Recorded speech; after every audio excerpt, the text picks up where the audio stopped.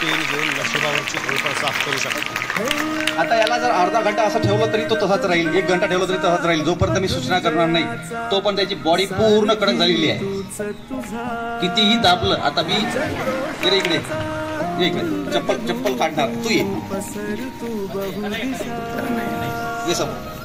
आता याच्या पोटावर जर उभंही केलं एखादा, मी जरी उभं राहिलो तरी त्याचं बॉडी वागणार नाही. याचा उपयोग आपण स्पोर्टमध्ये करू शकतो. स्पोर्टमध्ये जर आपण स्वतःला अशा सूचना जर केल्या की माझी एनर्जी वाढत आहे, मी जास्त परफॉर्मन्स देईल, तर आपली बॉडी तसंच काम करते. कारण अंतर्मनाला काही काय खरं काय खोटं हे समजत नाही. आणि म्हणून याचा उपयोग स्पोर्ट्समॅनमध्ये म्हणजे स्पोर्ट्सशिपमध्ये बरेचसे संमोहन तज्ज्ञ करतात. आणि म्हणून तुमच्या समोर आता मी दाखवलेलं आहे.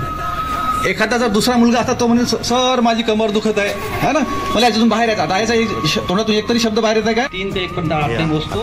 सगळे कमी होतील, बॉडी रिलॅक्स होत जाईल, पूर्ववत होत जाईल, शरीरातला ताठरपणा कमी होईल, बॉडी आता पूर्ववत होत आहे.